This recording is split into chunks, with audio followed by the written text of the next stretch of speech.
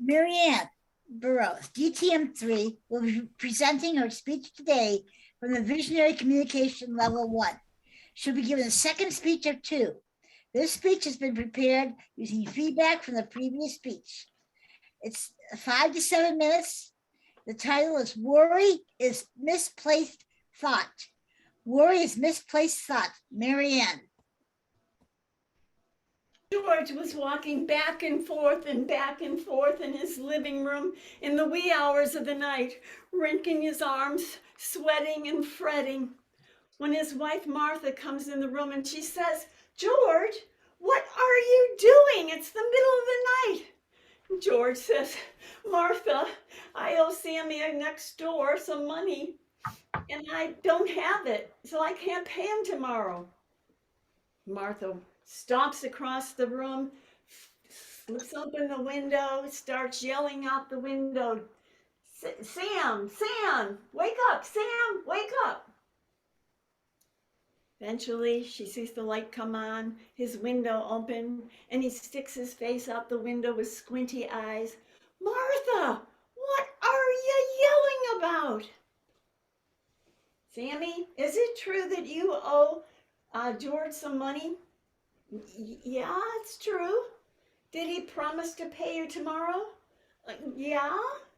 "Well, he hasn't got it and you're not going to get it." And she slams down the window and she says, "George, you get to bed. Now Sammy's going to be up all night." Fellow Toastmasters, worry. We all have it. And there's so many things to worry about. We worry about, are my kids going to turn out okay? Will my car start? Will the boss like my project? And will I be able to lose that 10 pounds for my high school reunion?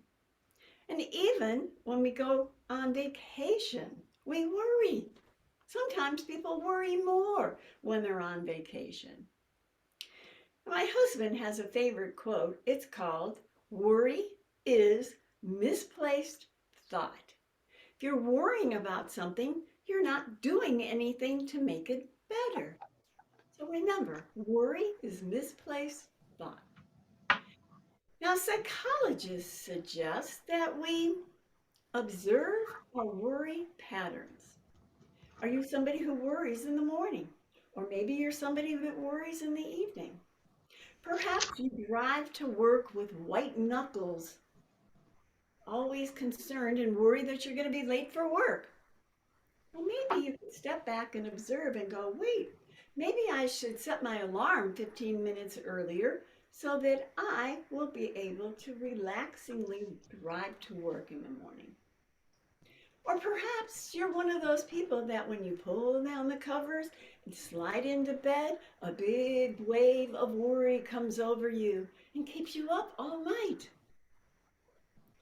Well, you might want to look at that and question, what do I do before I go to bed? Do I watch the news?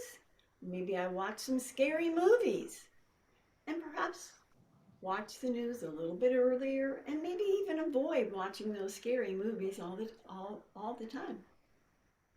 And then some people worry about such things as, will we have an incident like 9/11? Well, something that we totally have no control over. Philip Gully has a quote, "Fear keeps us up at night, but faith feels is like a nice pillow for us." So give it over to a source higher than yourself and trust that it will be taken care of. Now, you might be one of those people that just has thoughts of jumbling around in your head and you just spin in confusion. Get a journal and start writing things out. It helps to release it and puts it into some good context. Now, there was a woman named Sally, and Sally was terrified of having an intruder come into her apartment. So every time she went out, when she would come home, she would check under every bed, behind every door, and in every single closet. This went on for years. And then One night she came home, she checked under the bed, she looked behind every door, and she looked in every closet. When she opened that final closet, there stood an intruder, eye to eye. She said, "Well, it's about time you showed up."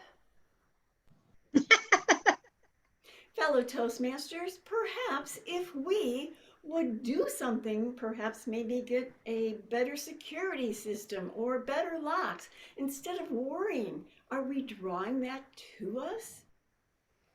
And they say that worry is like sitting in a rocking chair. A lot of action is taking place, but nothing is being accomplished. Now, there was a fellow named Fred. Fred had this terror of the boogeyman underneath his bed from the time he was a wee little child.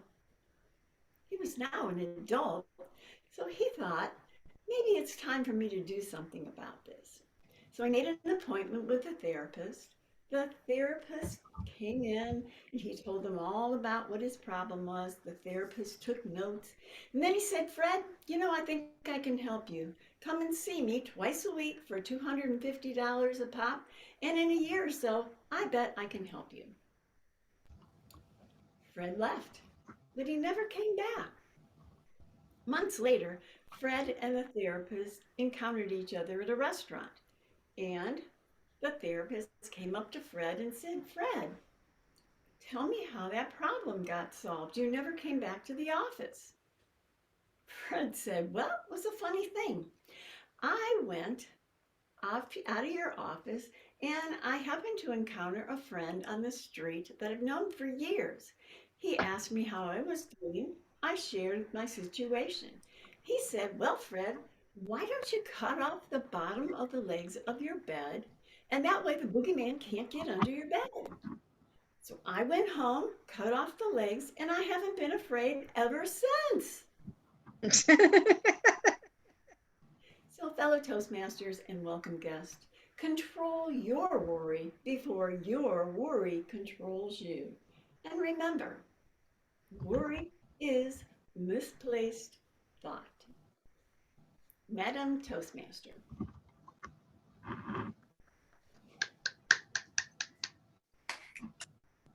Thank you, Marianne. A good, thoughtful speech.